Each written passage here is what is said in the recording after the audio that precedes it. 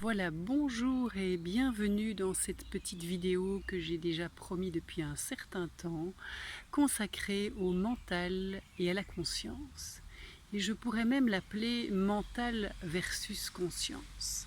Alors, tout d'abord, qu'est-ce que le mental? Le mental, c'est quand vous êtes dans votre tête, c'est quand vous êtes en train de penser, d'analyser, de réfléchir, de décortiquer les choses. C'est quand vous êtes en train de comparer au passé, de vous référer au passé devant une situation. C'est faire des suppositions sur le futur sur base des expériences passées. C'est faire des conclusions aussi.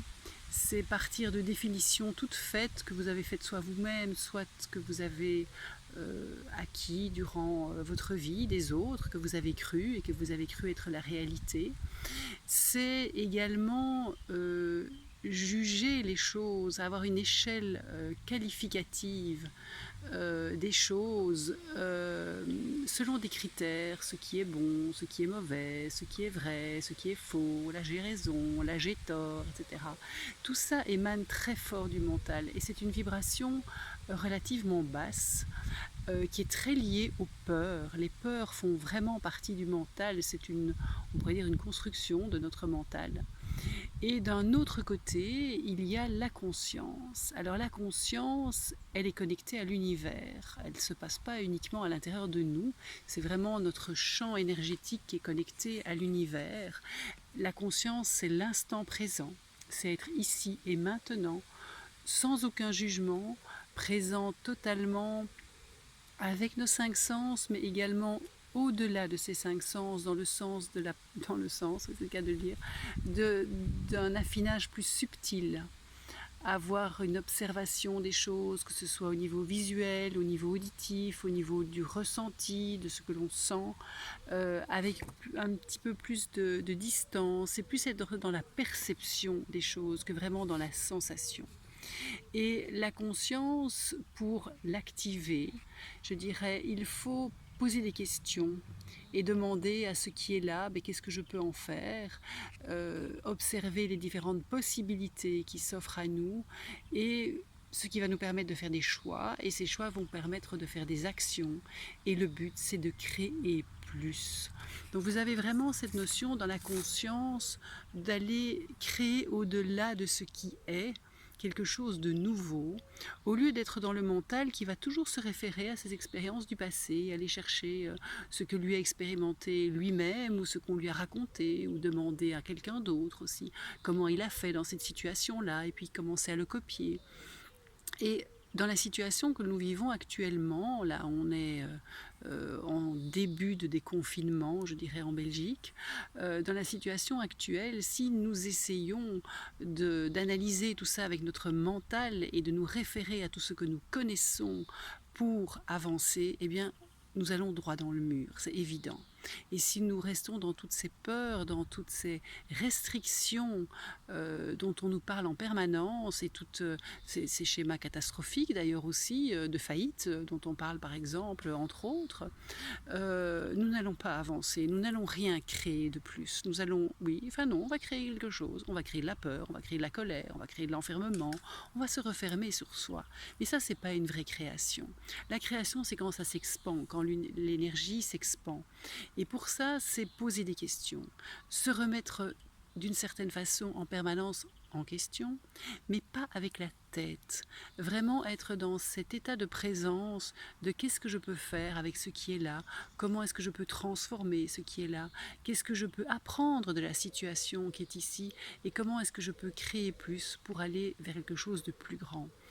Et notre situation avec le confinement que l'on a vécu nous a ramené à nous-mêmes, nous a parfois enfermés, diraient certains, nous a ramenés à nous-mêmes pour nous poser beaucoup de questions sur ce que nous avons vraiment envie, donc ce qui nous met en vie, ce qui crée plus dans notre quotidien et dans notre vie.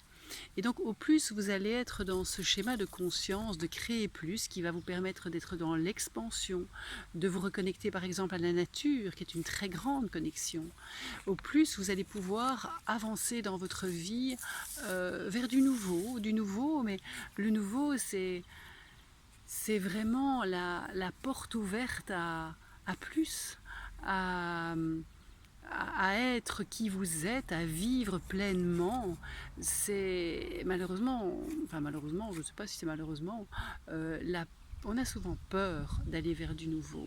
Alors que du coup, on se réduit à quelque chose de petit au lieu de tenter l'expérience de quelque chose de plus grand.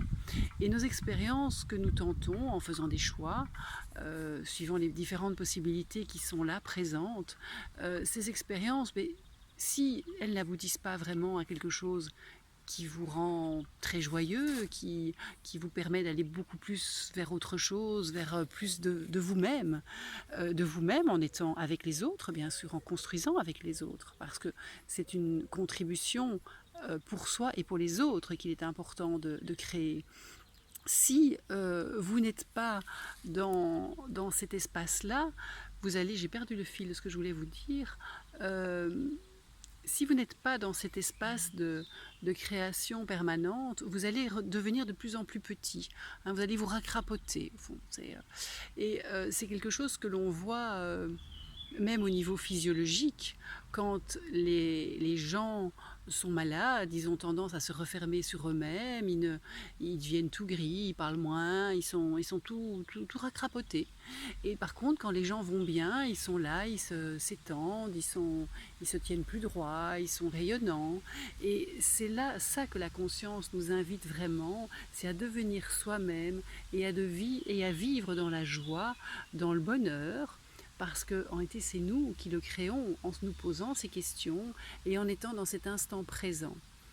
Alors certains disent parfois, oui mais l'instant présent c'est bien joli, mais si je vis dans l'instant présent, comment est-ce que je vais pouvoir, par exemple, demain aller à un rendez-vous? Alors c'est vivre l'instant présent à chaque instant.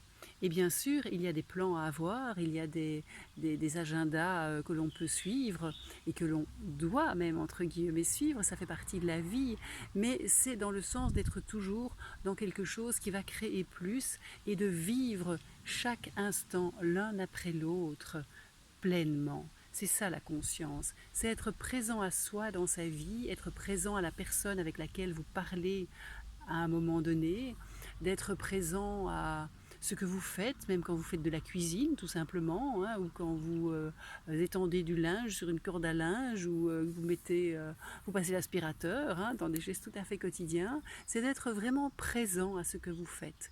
Et c'est cette qualité de présence-là qui va vous renforcer et qui va vous amener toujours vers plus de conscience.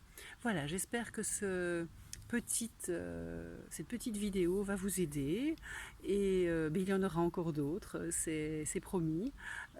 J'en posterai encore d'autres sur la chaîne YouTube, c'est certain.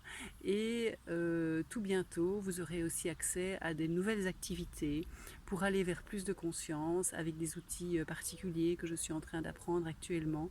Et d'ici la mi-juin ou la fin juin, vous aurez des annonces sur soit ma page Facebook, Anne Flo van den Perre, tout simplement, soit sur mon site vivre-en-conscience.eu, vivre-en-conscience.eu.